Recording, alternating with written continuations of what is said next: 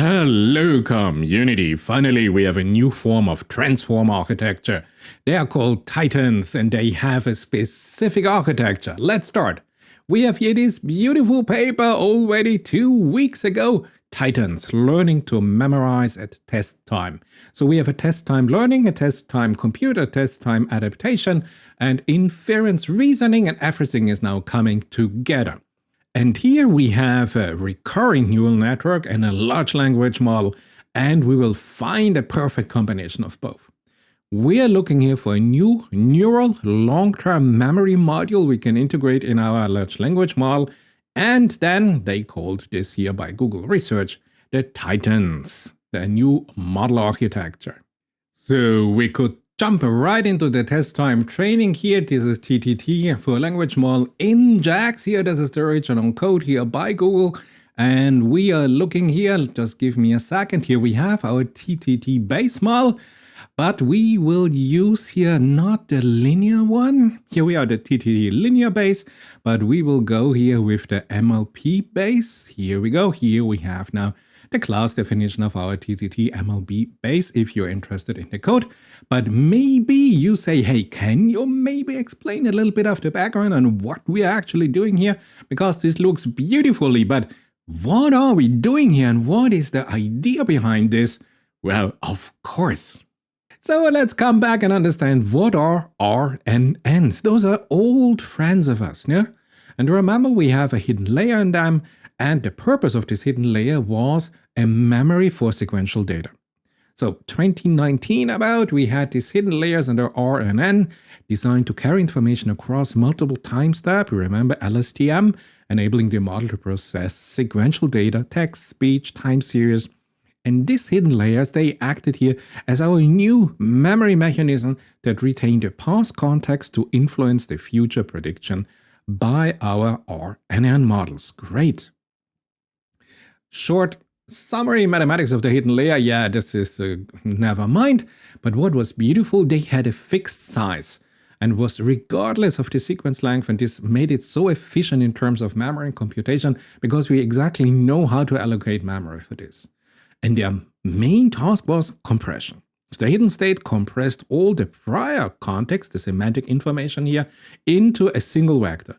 This was why it was so effective, but of course it has major problems. So, however, this compression was lost, in particular for long sequences where early inputs may be forgotten. You see, we were 2019. But remember, without the hidden layers, our model would essentially just be linear and therefore completely unable to learn complex relationships.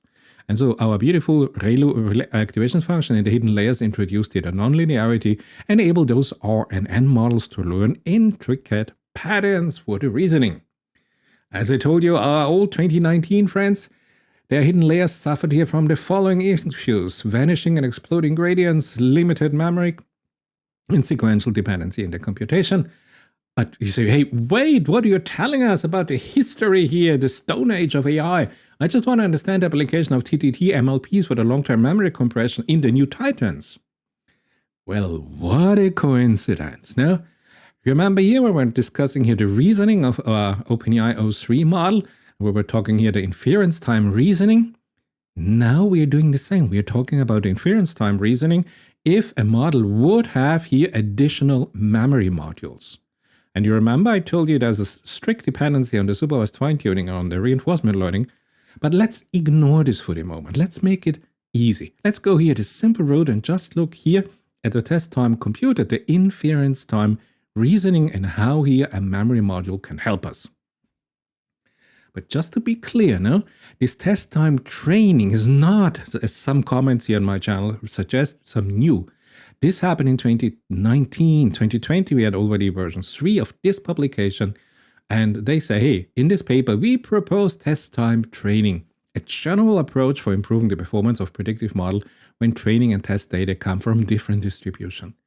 So you see, TTT was invented here because of the distribution and the data shifts in the training data and the test data. So our inference data had a different distribution, a data distribution, compared to our training data. And therefore, 5-6 years ago, test time training was invented. Great. Now let's jump 5 years into the future, 4 years into the future, and we go here with Stanford University, UC San Diego, UC Berkeley, and Meta, learning to learn at test time our RNNs with an expressive hidden states. And here we have now the new idea. August 2024, the self-attention in our transformer perform well in long context, but it still has a quadratic complexity. And the beauty now, we remember back the good old times in the RNN layers of 2019, they only had a linear complexity. But we had some other problems with them. So they say now, hey, you know, I have an idea. The key idea here is from Stanford University to make the hidden state of an RNN a machine learning model itself. And the updated rule is a step of a self-supervised learning with a self-supervised loss function L.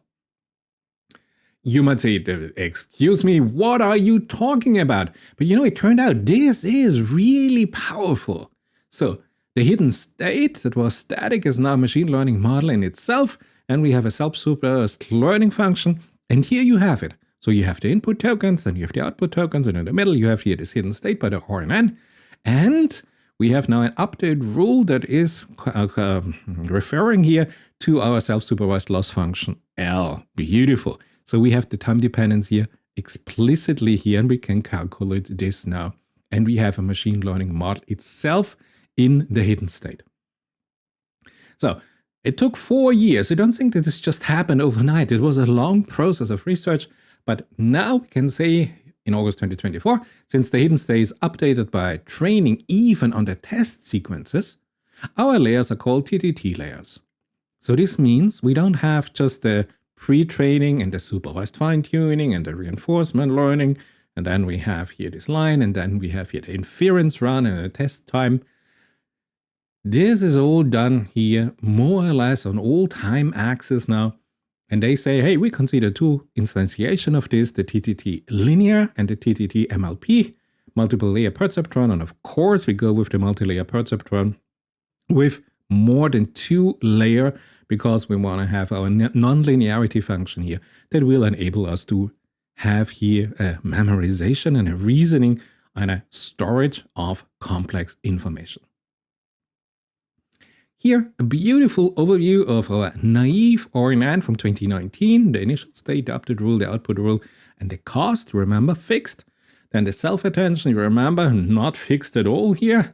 And then the naive TTT from 2020 here, also more or less fixed. Wasn't this beautiful with this fixed size? The cost can come down, but we face here problems because a fixed length might not be enough for a particular complex problem, so you understand immediately the next step we're going to take. If you want to see the code, by the way, for test time training here from 2020, this is here the latest update just 6 months ago. You have here test time training, GitHub TTT, language model in JAX. Everything done by Google is in JAX now for several years. Beautiful for the parallelization of their TPU machines, of course, but we have here the complete code. Great. Now let's come back to the Titans, because now it is so easy. Since we now understood where we have been in August of 2024, now we understand here the step here at the end of December 2024 with Titans. Now we say that we take now this MLP here, and this becomes our memory module. Understand, this memory model is an additional memory model and is not trying to replicate here the attention mechanism of the large language model itself. Instead, it beautifully complements here the attention, which we also call here in this paper the short-term memory, by encoding and compressing here the historical information into its weights in a way that avoids storing the raw token. And I would say, why would I do this? If I have an attention here that goes here for a token context window of 2 million token, now we want to go to 4 million token context length and more. So we need somehow, with the simplest configuration to compute, an additional memory module that stores us here the historic memory that is not in the self-attention of our 2 million token. But now if you want to have here the historic knowledge before this 2 million token, we need a memory module where all this important information is stored for immediate access within our transform architecture. So you see, 4+ million token is now the new name of the game. Yeah, you can have a look at the paper. The dynamic weight updates are performed here in this weight. They have a surprise metric. We have a surprise-driven update mechanism. I explain this in a minute. And we have here the memory loss function and a deep nonlinear representation here in ReLU. I'll show you my 2 videos on ReLU. So this is more or less standard procedure as every days. The nice thing is now that Titan now combine what we know from the RNN models with our transformer models. So we have now, if you want, 2 kind of short of memory. We have the short-term memory. This is more or less our classical self-attention of our transformer, handles the precise token level dependencies within a fixed context windows. If you are with Anthropic, you have about 128K token length. If you go with Gemini 2.0, you have 2 million context length. Ideal for tasks where the immediate context is critical. But what if you have 10 million tokens? Therefore, you need a long-term memory module. So this encodes now the historical context and abstracts the patterns, particularly for sequences longer than the attention windows here that we have to deal here. And it provides here persistent memory mechanisms, ensuring that the LLM doesn't lose the information as it processes longer and longer inputs. So, simple idea, we just put all the information that doesn't fit in the window in a long-term memory. And we understood that the development of this long-term memory comes from our RNR, linear complexity computation, MLP idea, developed 5 years ago. Now, there is something that I saw that people are struggling to understand. It is a meta in-context learning mechanism. Let me be clear. I know it is in the paper, but this is not correct. You know that I like to explain the things in a simplification. But this is now a simplification that is simply too strong, and I would like to explain you why this is not true. Think about it. In-context learning. I have, 2,000 videos on in-context learning on my channel. These are the features of in-context learning. And what we have now in Titan, our MLP-based long-term memory that we learned from our RNN implementation, look at this. The purpose, utilize past data to adapt and improve the prediction. Here, retain and leverage the historical data, similar. Context handling, similar. Dynamic adaptation, similar. Task relevance, similar. But the key differences, and here we go now. The mechanism, in-context learning works via attention over the input token and no weight updates. Here, with our MLP-based long-term memory, since we have here now the training process and the test time training process, we have an update of the memory weights via our gradient mechanism. Scope, temporary, specific to provide the input context. This is now persistent, really storing here patterns that we generalized here from unseen data across all our input streams, the new unseen data. Parameter update, no. Yes, memory weights are here updated here at test time compute. Dependency, limited to the model's attention window. And here this scales even to very long sequences very efficiently since we only have a linear complexity regarding the length. So you see, this is not the same. Great. So what we have Titan's MLP deep memory layers now with dynamic updates in the test time compute. So our MLP really adapt its weight. It changes here the tensor weights based on the incoming test time data, the real test data, ensuring that the memory evolves as our sequences grow. So we have an update in the training phase, but also in the test time inference phase. Great. Yeah, told you about the rope. I have 2 beautiful videos. If you want to learn here about rotary positioning, encoding, and embedding, those are the videos for you. But you might also say, but wait, test time training adaptation. You had a video, yes, about 3 weeks ago. I was much too early. The bulk here of the AI community, this was not en vogue at that time.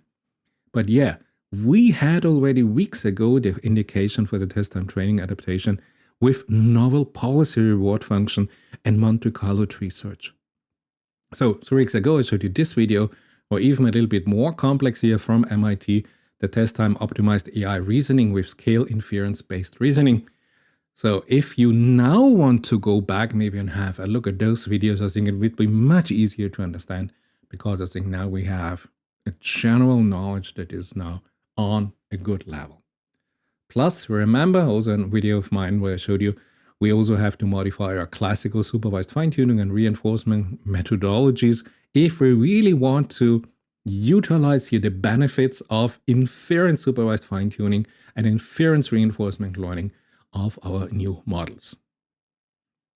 Surprise effects, this is so cute. What are they? Now, as I told you, we have here that MLP updated the weight dynamically based on the surprise metric. And this is so easy to understand. You see a simple formula, but let me give you a story and you will understand it immediately. The effect is that the surprising data are those data that are now prioritized for storage. So whatever is new to the LLM is identified and is stored as additional important knowledge. Think about the short story of Mary and John. And Mary looks deep in the eyes of John, and John looks deep in the eyes of Mary. And slowly the lips of Mary and the lips of John come closer and closer. And suddenly Mary says, "Hey, do you know that this YouTube channel has really some interesting information?" This is a surprise effect in the story because nobody would have expected that the story now takes this turning point. So therefore we have a surprise happening at this particular time. And therefore this new ending of the story is now implemented in our adaptive memory that is based here on a multi-layer perceptron for our Titans. So you see, rather easy, Titans. What we know more or less already now, larger than 2 million context, 4+ million token, great if you need this, this is it for you. But there's a little surprise because we have more or less 3 terms of memory. Think about it. The short-term memory is our classical self-attention and multi-head self-attention mechanism from the transform architecture. The long-term memory we just discussed here completely here with our MLP and everything, and the adaptive memory step here that is also happening in the test time training.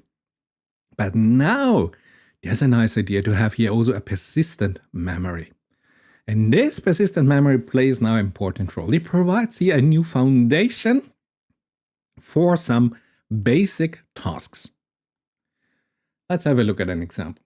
Imagine you read here a mystery novel. So what do you have? You have your short-term memory. No, this is your self-attention that you have.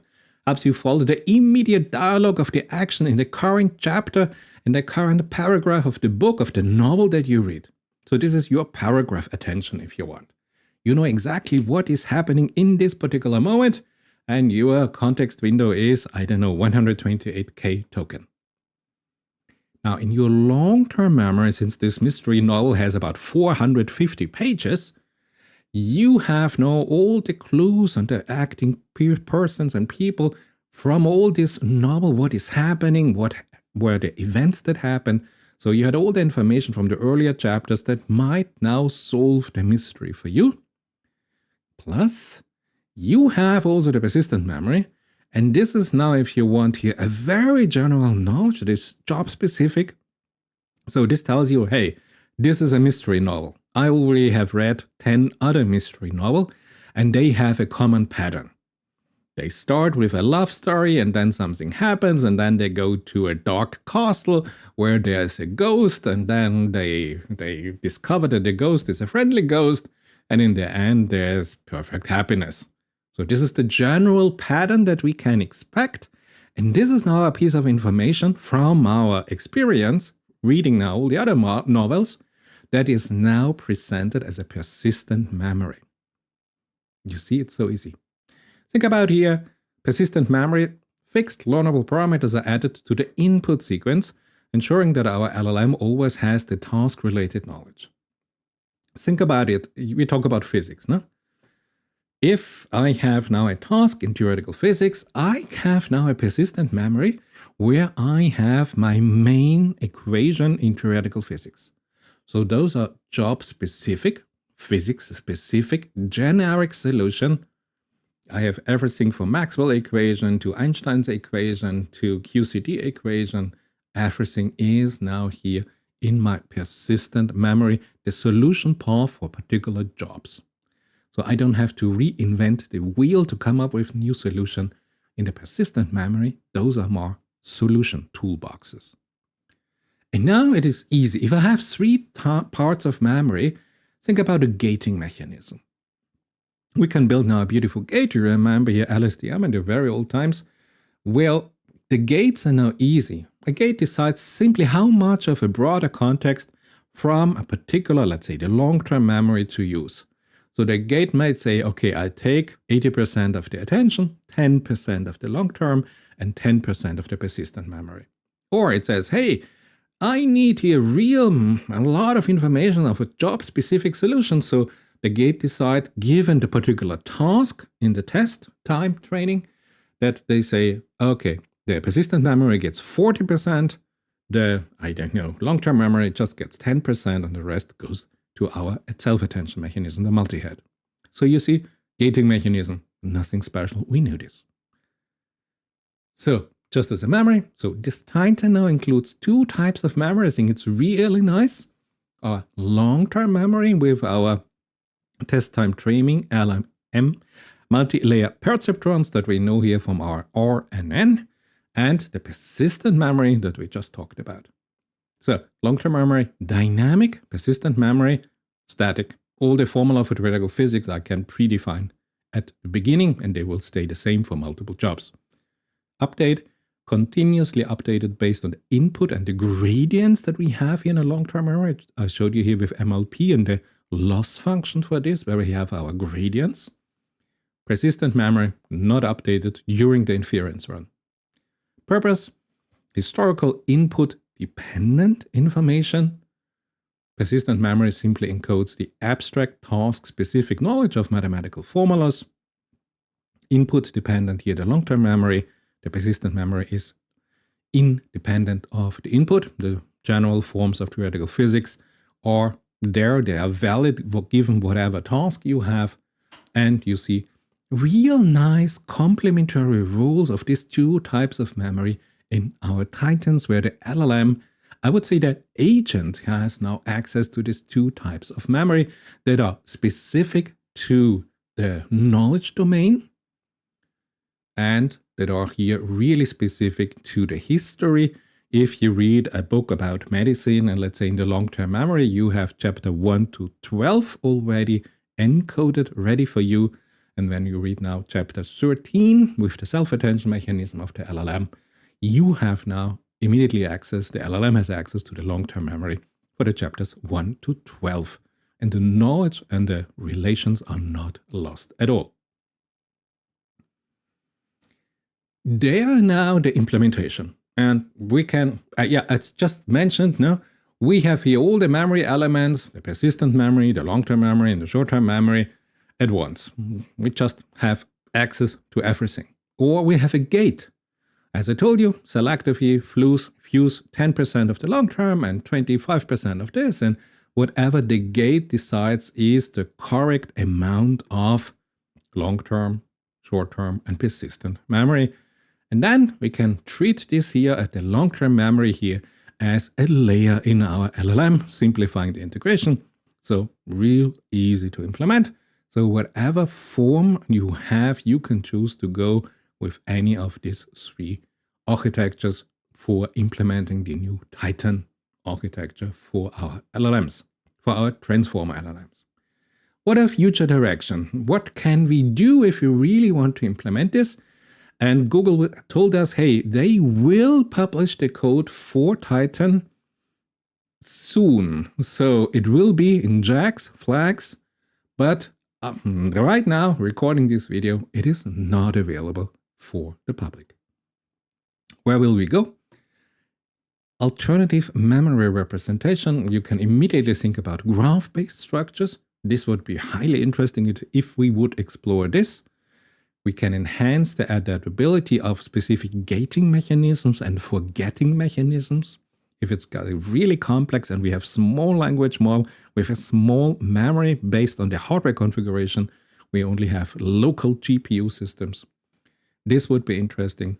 And then, of course, we can have multi-modal data in the test time and new reinforcement learning environments that are particularly suited here to optimize here the memory effect for our Titan architecture. So I think this is it. There you have it. Our beautiful Titan, our transformer architecture with the long-term memory and all the knowledge that we have of multiple years from our recurrent neural network and their MLP memory compression techniques and this beautiful idea of a persistent memory that gives us some static memory about domain-specific and task-specific background information, background knowledge to solve the particular task. I hope you enjoyed it. I hope it was a short overview. I hope I've given you some ideas, and just recommend, if you want, read the complete paper by Google. It is really interesting and it has a lot of additional information I can't present you in this 15-20 minutes video. But if you want really to apply this, check back regularly if Google published here the code. I hope it will be an open source license. And then I will inform you in my next videos.